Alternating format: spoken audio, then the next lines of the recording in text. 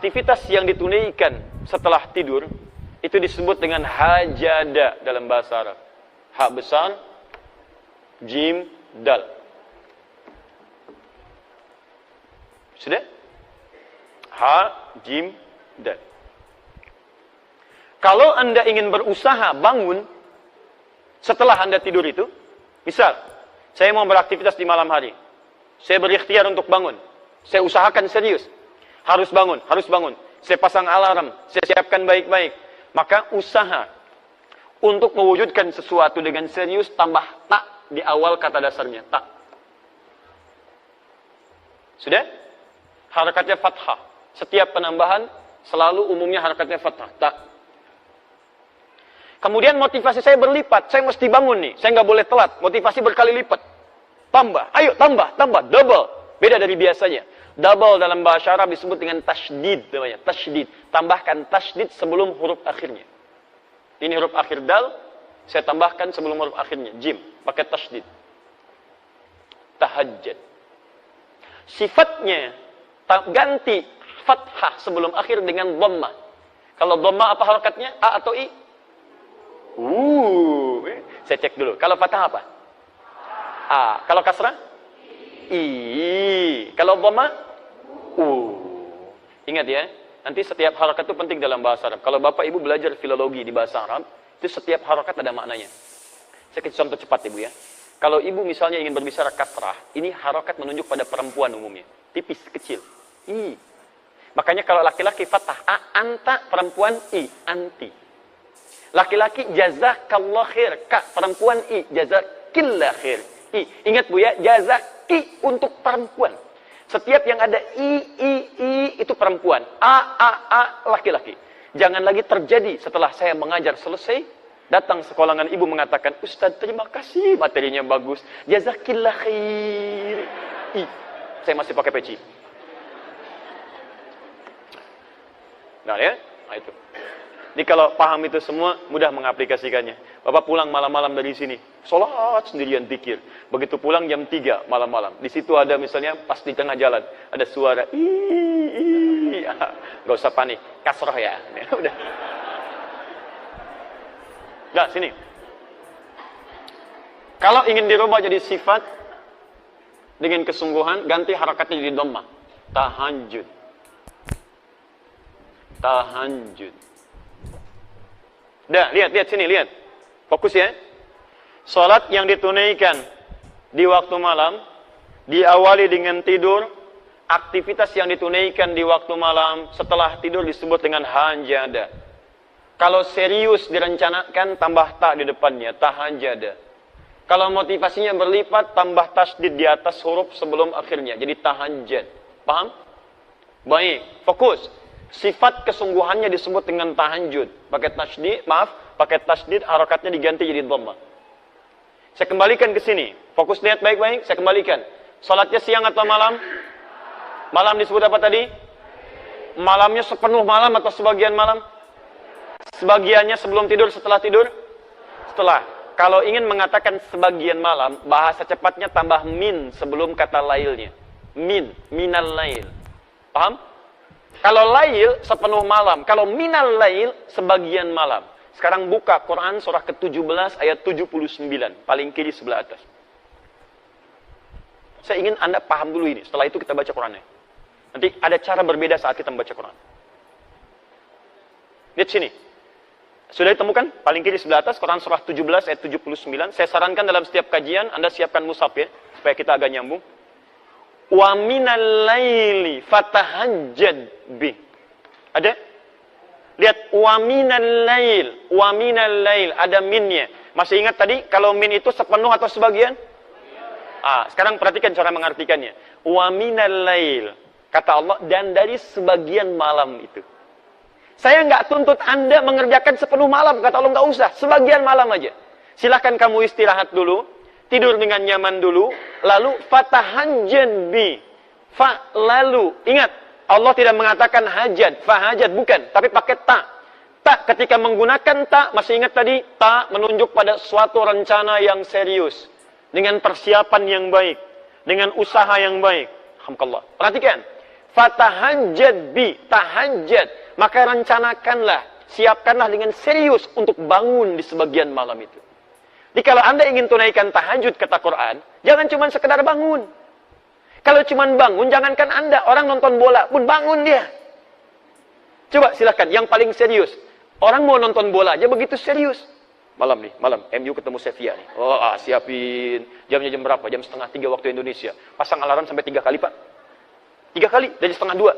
1:30, 1:30, 1:45, jam 2. Alarm pertama, matikan alarm kedua. Alarm kedua, matikan alarm ketiga. Itu untuk nonton bola. Hasilnya kosong-kosong. Ya. Dan saya nggak nonton, nggak ada kerjaan. Ya. Fokus lihat sini, lihat. Jadi ada orang yang untuk aktivitas dunia saja, dia begitu serius. Makanya Allah tantang kita, hei kamu, kenapa untuk mengejar akhirat kamu tidak serius? Kenapa cuma sekedar bangun? Kalau pengen tahajud, kamu siap-siap dulu, rencanakan jam berapa mau bangun. Tadi, ibu mau sholat jam berapa contoh? Jam berapa mau sholat? Halo? 2:30. Jam berapa? 2:30. 2:30. Kalau Anda mau sholat jam 2:30, berarti kan mustahil bangunnya jam 2:30. Sholatnya jam 2:30. Pasti bangunnya sebelum 2:30. Jam berapa bangunnya? Belum tentu. Kan Anda harus melalui 5 fase tadi. Saat bangun, duduk dulu. Ingat, tanpa disadari. Duduk dari bangun malam itu beda dengan duduk biasa. Anda mungkin cuma begini, tapi begitu melihat jam, sudah 30 menit tuh.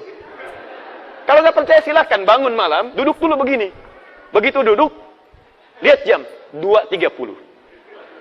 Belum yang kedua, hilangkan bekas ngantuk. Belum yang ketiga, 10 ayat terakhir Ali Imran. Kalau hafal, kalau enggak cari mushaf dulu kan. Silahkan cek. 4, belum berdoa. 5, belum wudhu. Apa dari situ langsung wudhu? Kan pergi kamar mandi dulu. Kamar mandi baca doa dulu. Wudhu dengan sempurna. Gosok gigi dulu. Balik lagi, pakai pakaian. Berapa waktu yang dibutuhkan? Halo? Bukan iya, berapa lama? Misal 40 menit, misal. 2:30 kurangi 40 menit jam berapa? Jam 1:50. Artinya, Anda kalau ingin sholat jam 2:30, Anda mesti siap bangun jam 1:50. Makanya wajar, tadi ada kalimat Nabi bangunnya 1:30. Kalau dikonversi ke sekarang. Karena ada siap-siap dulu, macam-macam dulu. Nah, sekarang persoalannya, Bapak tadi Ibu tidur jam 9. Kalau dibalik, Ibu jam 9, Bapak jam 10. Rata-rata tidur berapa jam? 6 jam. Ada yang lain? 6 jam, baik. 1:30 kurangi 6 berapa? Ayo berapa? Jam 8? Ya? Jam 8 ya? Berarti begitu selesai Isya, langsung tidur tuh. Lihat, Isya tadi kan selesai. Jam 20 kan? Kalau Anda ingin bangun jam 1:50, artinya jam 8, Anda jangan kerjakan apa-apa lagi. Jelas ya? Ingat baik-baik. Kalau Anda punya kebiasaan tidur 6 jam, jadi tidur 4 jam, berarti 2 jam nanti di siang akan menuntut Anda untuk beristirahat. Karena metabolisme tubuh kita akan menyesuaikan, menuntut kita untuk meminta waktu itu. Karena itu kita harus konsisten. Kebiasaan Anda tidur berapa jam? 6 jam. Saya mau bangun jam 1:50, untuk sholat jam 2:30. Artinya, kurangi 6 jam di situ, ba'da Isya, selesai, kemudian langsung istirahat pada waktu yang ditentukan. Jelas? Baik, fokus. Salat tahajud paling lama berapa menit? Nanti kita akan lihat saat masuk caranya ya. Jangan-jangan salat jam 2:30 selesai jam 3 gitu ya. Masya Allah. Tidur lagi, bangun jam 6. Ini jadi masalah. Sekarang belum selesai, ingat belum selesai. Kita sampai tuntas. Kalau mau belajar bahasa Quran, setiap harakatnya bisa punya makna. Sekarang lihat. Fokus. Lihat sini. Taknya sudah selesai. Tak, rencanakan, siapkan. Tasdidnya apa? Tadi masih ingat tasdid artinya apa? Motivasi berlipat. Nah, ini bahasa Quran yang sangat indah. Secara psikologi bisa dijelaskan dengan baik. Kalau kita ingin semangat mengerjakan sesuatu, kita mesti punya motivasi. Sama Bapak Ibu kalau nggak punya motivasi ke sini, siapa yang mau datang ke sini? Apa yang bisa memaksa Anda mengalahkan tidur siang dibandingkan datang ke sini? Kadang-kadang sampai datang, kantuk juga ditahan-tahan. Yang penting bisa hadir. Apa motivasinya? Sama malam juga begitu kata Quran. Kalau Anda tidak punya motivasi menunaikan ibadah, nggak ada semangat bisa datang dengan baik. Maka dari itu ketika Allah menghadirkan tasydid, fatahajjad, ada tasydidnya di sini. Maka dihadirkanlah kemudian motivasi pada kita. Ayat selanjutnya, teruskan ayatnya. Saya agak percepat. Orang yang merencanakan tahajud dan dia tunaikan dengan sempurna, selain mendapatkan keutamaan yang tadi saya jelaskan, ditambah oleh Allah dengan 4 keutamaan lain. Allah berikan 4 keutamaan pada orang yang tahajud yang tidak diberikan pada yang tidak tahajud. Jadi kalau Anda sholat fardu yang 5 waktu, khusyuk sholatnya, sampai menangis, sampai khusyuk luar biasa, tapi Anda tidak tahajud, Anda tetap tidak akan mendapatkan 4 kemuliaan ini. 1. Saya pindahkan sini. Apa motivasi yang bisa membuat kita kuat menunaikannya? 1. Asa ayyab'athaka rabbuka maqaman mahmuda. Teruskan ayatnya. Jadi Quran surat 17 ayat 79 sampai dengan 80. Teruskan. Wa minal laili fatahajjad bihi nafilatan lak. Ayo di antara sebagian malam, jangan semuanya. Kamu tidur dulu, istirahat dulu. Dan rencanakan yang serius, hadirkan motivasi untuk menunaikan salat di malam hari, tahajud. Itu memang cuma nafilah kata Quran, tambahan, hukumnya sunnah. Tapi lihat, 1. Walaupun cuma nafilah hukumnya sunnah, asa ayyab'athaka rabbuka maqaman mahmuda. Orang yang konsisten menunaikan ibadah ini, maka Allah akan berkenan mengangkat derajat atau aktivitasnya di tempat yang terbaik. Singkatnya, orang yang rajin tahajud akan diangkat derajatnya oleh Allah dengan menempatkannya di karir terbaik dalam aktivitas kehidupannya. Karir terbaik.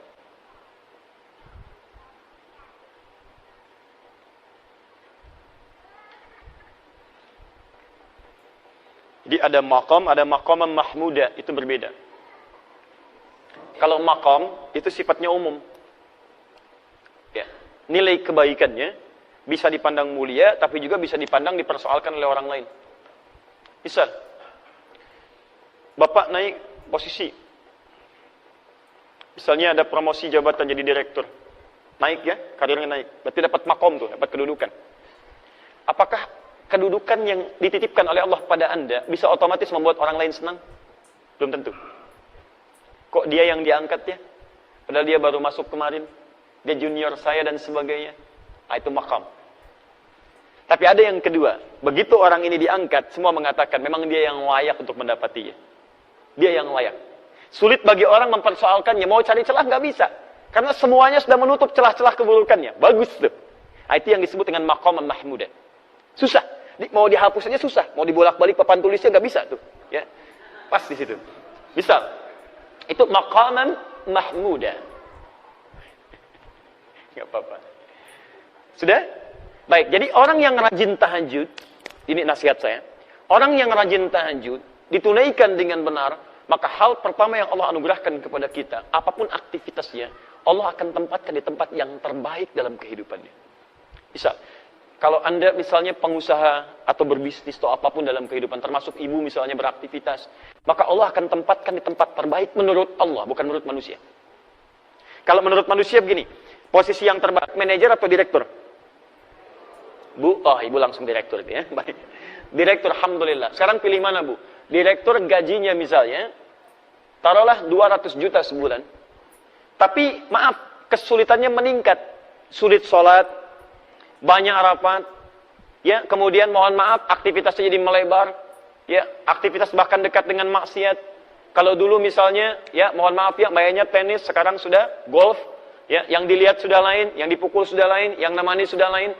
Kalau dulu yang ngantar-ngantar bawa mapnya laki-laki, sekarang direktur, sekretarisnya perempuan, misal. Atau manajer, gajinya beda sedikit lah, 100 juta misalnya. Sholatnya enak, nyaman. Jumatan juga nyaman, masih bisa ikut tausiah. Aktivitas bisa menghindar dari banyaknya maksiat. Ibu pilih mana sekarang, manajer atau direktur? Ah, sudah. Baik, ganti lagi Bu, ganti supaya paham betul. Manajer dengan pegawai biasa. Manajer levelnya gaji 100 juta. Masya Allah, tapi sholat susah, Jumatan susah, pengajian susah. Baik, peluang maksiatnya tinggi, gaulnya itu sudah mulai meningkat. Pegawai biasa, turunkan, gaji cuma 1 juta. Sholatnya enak, nyaman. Jumatan bisa, taklim lancar, maksiat tertinggalkan. Ibu pilih mana? Manajer 100 juta, potensi maksiat tinggi, pegawai biasa 1 juta dekat dengan Allah. Ayo.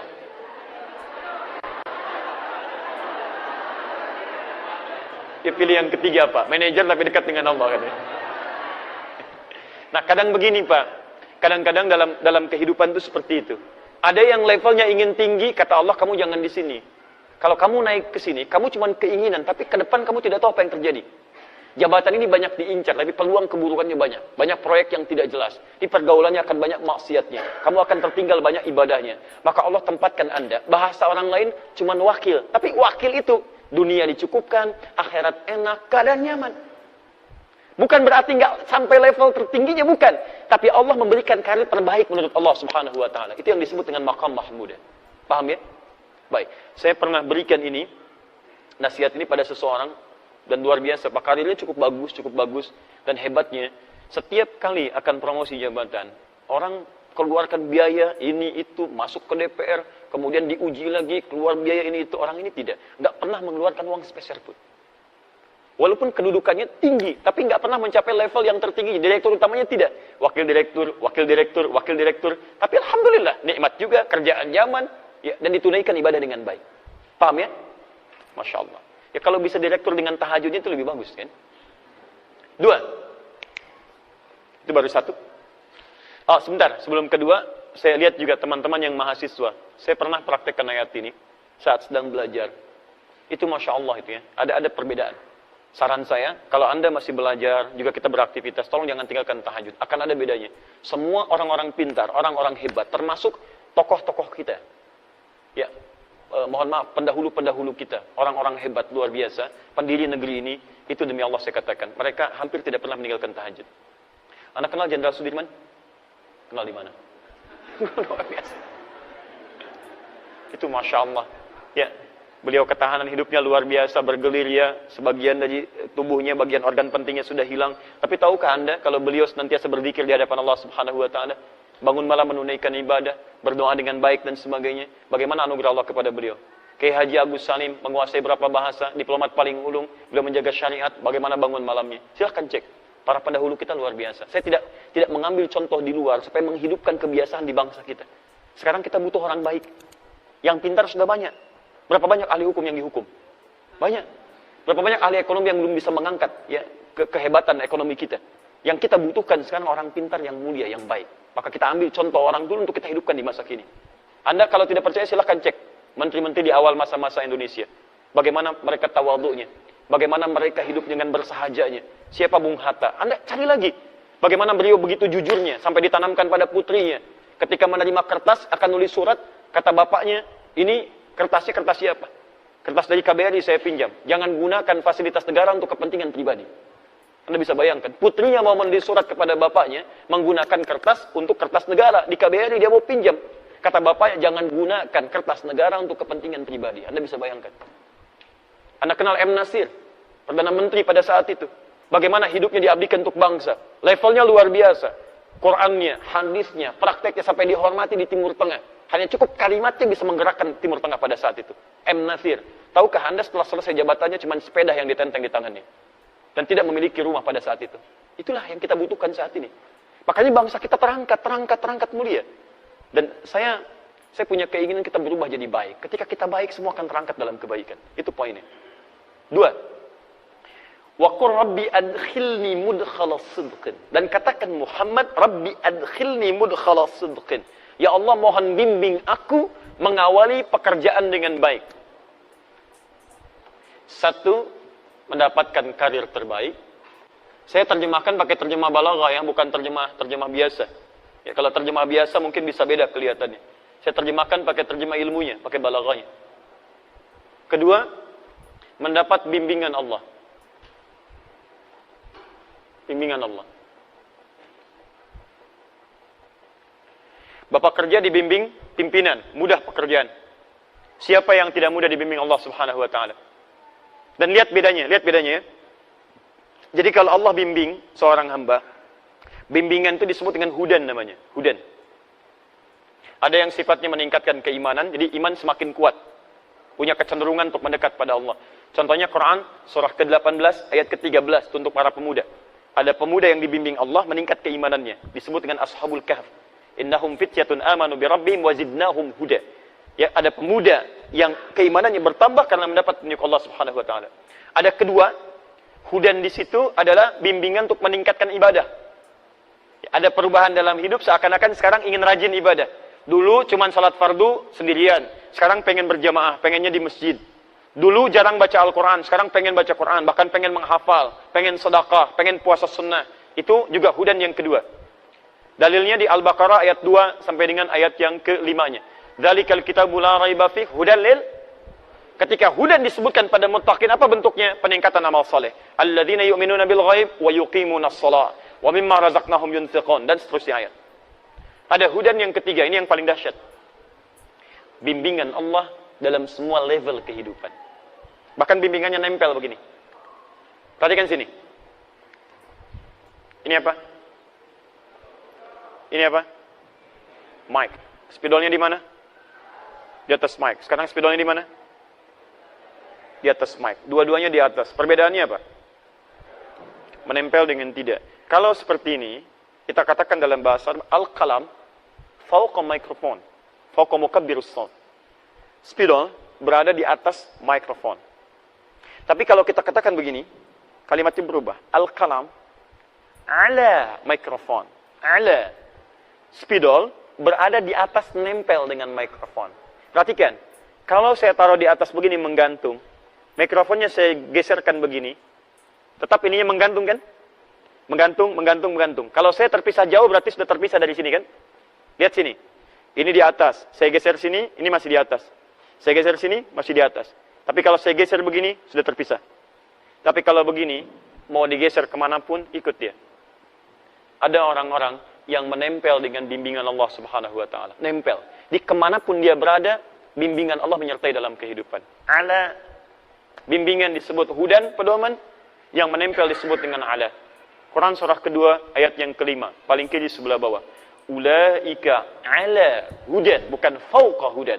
Ala hudan min rabbihim. Ada orang-orang yang berikhtiar mengerjakan amalan-amalan sampai melekat padanya bimbingan Allah Subhanahu wa Ta'ala. Siapa di antara orang-orang itu? Kalau ingin jalan pintas, dekati Allah lewat tahajud. Asa ayyab'atsaka rabbuka maqaman mahmuda wa qur rabbi adkhilni mudkhalas sidqin. Ya Allah, mohon masukkan aku dari tempat awal yang baik. Maksudnya bimbing saya setiap mengerjakan aktivitas. Bukan cuma bekerja, Pak, bukan cuma belajar, bukan cuma di rumah tangga, Bu. Lihat sini. Bukankah kita saat bangun tidur mata mulai melihat? Ada orang yang ketika melihat langsung dibimbing oleh Allah bagaimana cara melihat yang baik. Makanya mata orang yang dibimbing oleh Allah tidak akan pernah melihat yang tidak baik. Begitu melihat yang tidak baik, dia palingkan. Coba Anda saat bangun tidur apa yang dilihat? Hah? Belum tentu, bisa handphone. Lihat, oh ada WA masuk nggak malam ini? Baru bangun sudah handphone yang dilihat. Apakah ketika Anda melihat handphone semua gambar di situ baik-baik? Ada iklannya, ada yang tidak baiknya. Begitu Anda melihat yang tidak diperkenankan oleh Allah, begitu dilihat, Allahu Akbar, astagfirullah, sudah, cari, palingkan. Anda di jalan, berapa banyak gambar-gambar yang terbuka auratnya, gambar yang tidak baik. Kalau mata kita dibimbing oleh Allah, seketika kita palingkan. Dan hebatnya mata ini akan senang pada yang mulia saja. Melihat orang sedang baca Quran, kapan saya bisa membaca seperti itu? Melihat orang ikut ta'lim, ya Allah, saya belum ada kesempatan. Ya Allah, dekatkan saya pada tempat yang mendekatkan saya pada ta'lim. Terus, dan indah. Begitu melihat maksiat, astagfirullah, palingkan. Telinga begitu. Dengar yang baik, dekat. Dengar yang tidak baik, jauhi. Sampai ke ujung kaki. Dan hebatnya, Pak, ini. Terutama tangan. Mustahil bisa berbuat maksiat. Anda bekerja. Pertanyaan saya, berapa kali organ tubuh kita berbuat maksiat dalam hidup? Ibu sih judulnya taklim. Tapi berapa kali dalam taklim membicarakan orang lain? Saya tidak, Ustaz. Alhamdulillah. Tidak seperti ibu itu tuh. Sama. Sama. Berapa kali pelaku taklim saling mencela satu dengan yang lainnya? Bikin status yang tidak baik. Jangan bicara yang umum-umum lah, yang taklim aja dulu. Katanya taklim, merubah diri lebih baik. Tapi kenapa setelah taklim jadi semakin tidak baik? Orang dulu jahiliyah banyak bertengkar, setelah taklim rukun. Aus dengan Khazraj 120 tahun, dendamnya kesumat tuh, luar biasa.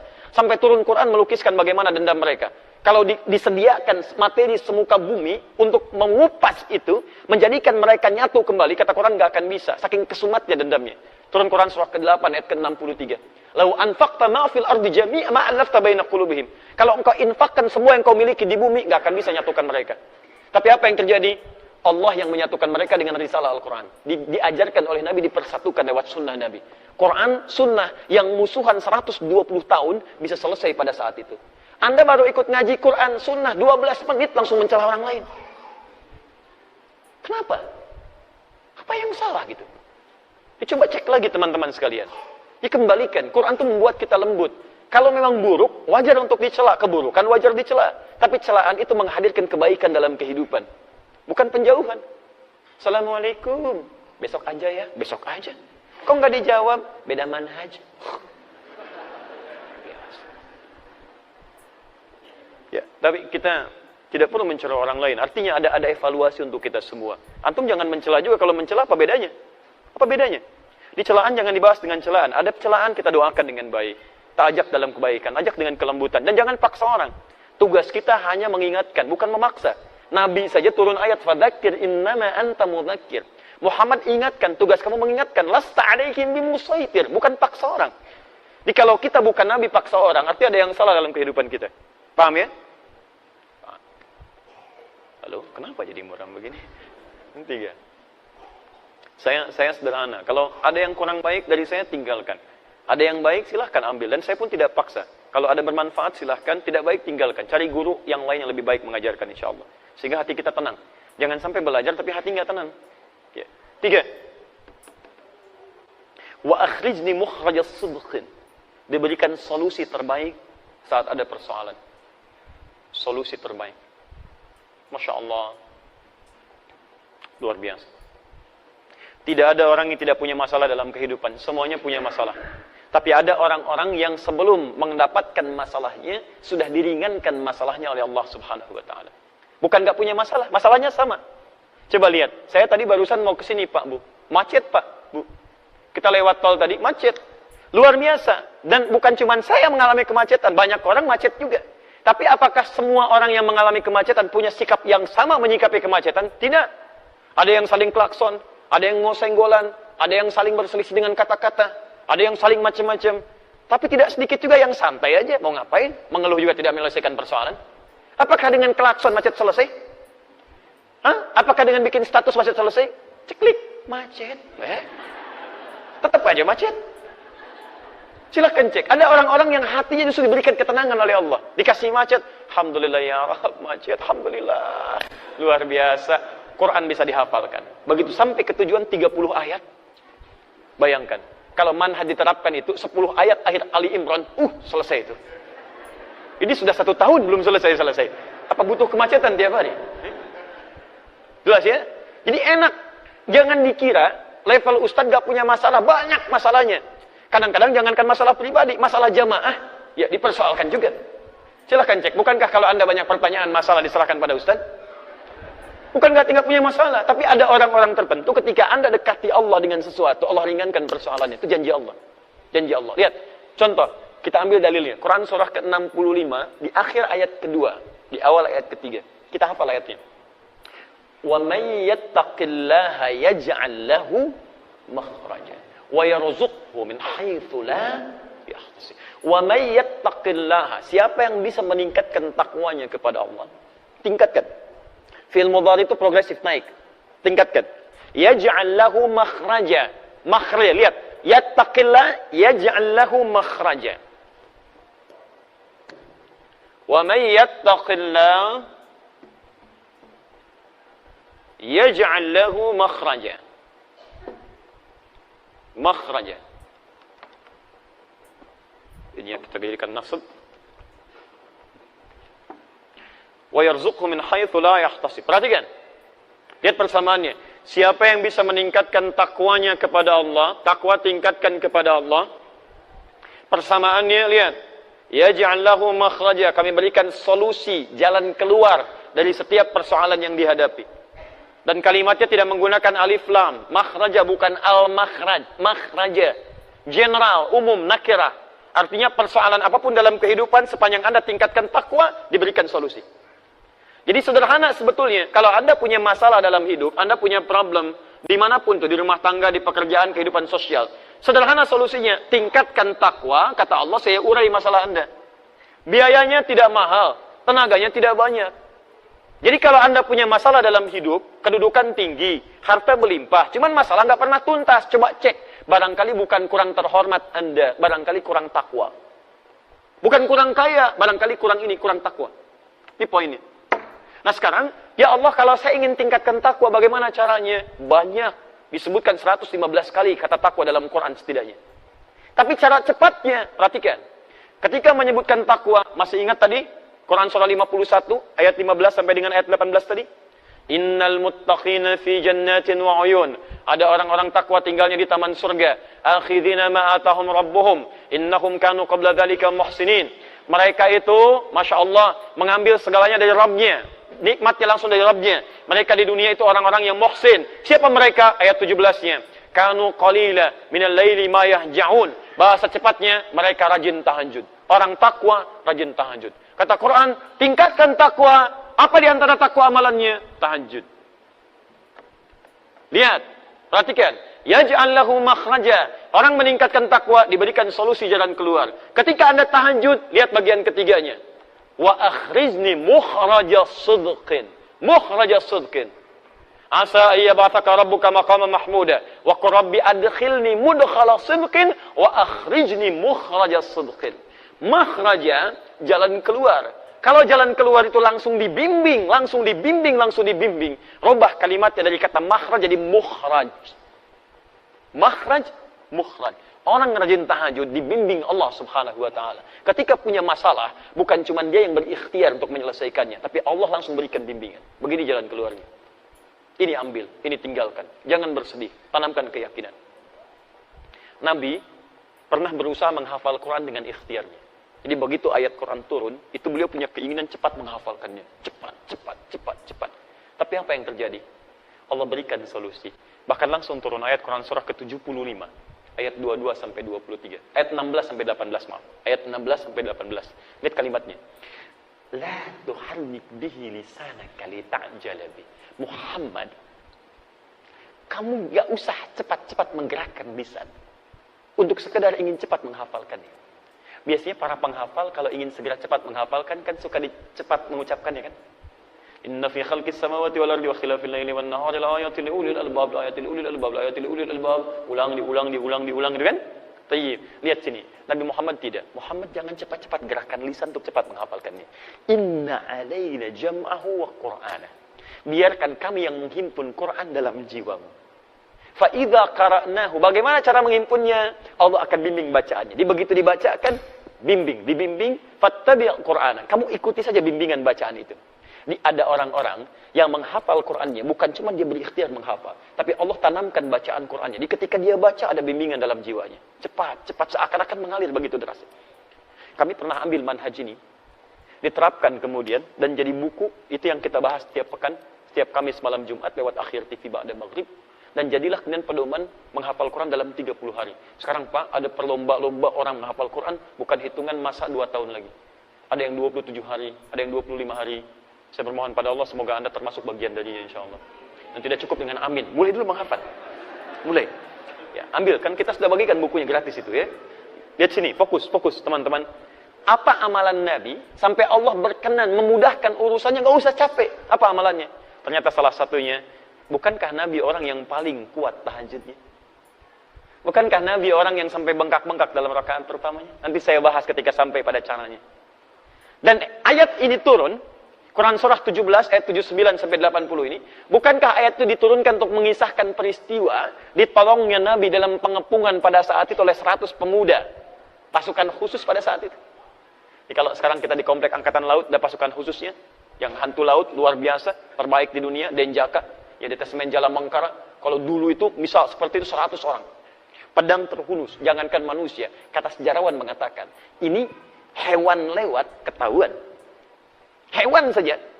Bahkan mengatakan lalat itu datang sudah ketahuan. Dan Nabi SAW dikepung di dalam rumah itu. Jadi ini ada rumah, kediaman, di dalamnya ada 3 orang, Rasulullah SAW, Abu Bakar radhiyallahu ta'ala anhu, Ali bin Abi Thalib radhiyallahu ta'ala anhu. Dua-duanya orang terkasih Nabi. Dan tidak boleh memisahkan satu di antara keduanya. Karena dua-duanya dipuji Nabi, punya kemuliaan tingkat tinggi luar biasa. Abu Bakar, apa dibandingkan dengan kita? Hei orang-orang yang seringkali mencela Abu Bakar, apa faedah Anda di hadapan Abu Bakar radhiyallahu ta'ala anhu? Beliau itu menantu Nabi, mertua Nabi, sahabat Nabi. Dipilih oleh Nabi, menemani Nabi ke Madinah. Kalau bukan orang biasa, itu mustahil dipilih Nabi. Kenapa beliau yang dipilih? Dipilih Nabi, menemani Nabi. Orang yang pertama kali, termasuk pertama beriman kepada Nabi.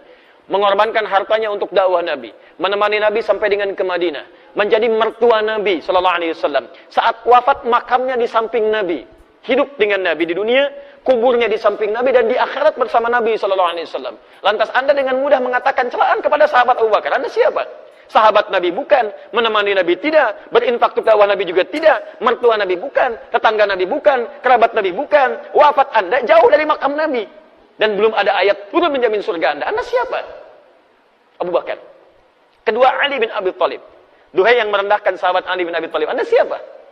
Ali bin Abi Thalib termasuk keluarga Nabi. Pemuda yang sangat luar biasa. Dipuji Nabi. Dan dipilih untuk mendampingi putri terkasih Nabi. Kalau bukan orang yang luar biasa, mustahil dipilih.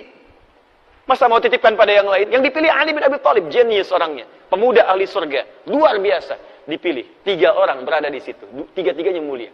Tapi hebatnya, ketika Nabi mengetes wala wal bara itu luar biasa.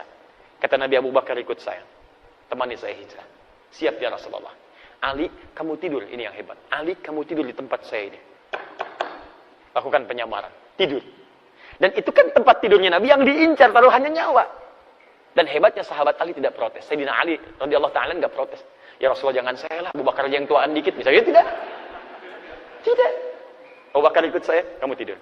Tapi kisahnya bukan di situ. Kisahnya, kok bisa pasukan khusus yang tahan dari kantuk dan macam-macam, tiba-tiba bisa dibikin kantuk pada saat itu. Waktunya tiba, lenggang aja keluar, walaupun gak bawa kangkung.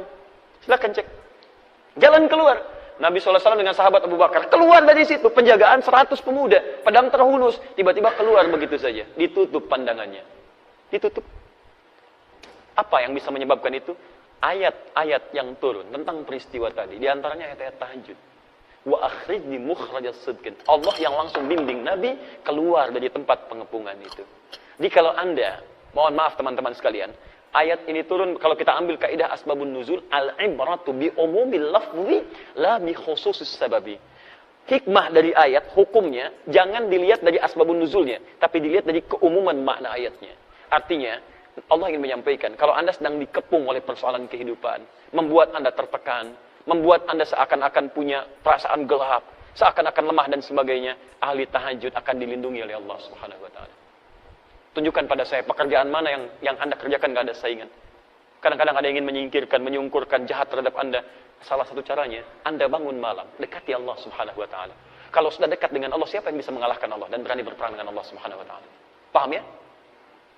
Terakhir. 4. Waj'alni min ladunka sultanan nasira. Saya mohon maaf ya, lebih sedikit dari 2:30 ya, untuk menyempurnakan ini dulu. Waj'alni min ladunka sultanan nasira. Dan mohon ya Allah, jadikan untuk saya pertolongan langsung darimu. Jadi kalau yang tadi dibimbing, diberi solusi, kalau yang keempat ditolong langsung oleh Allah tanpa perantara. Ahli tahajud mendapat perlindungan langsung dari Allah Subhanahu wa taala.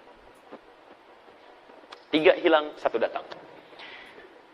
1, 2, 3, 4. Karir terbaik, bimbingan dari Allah, solusi.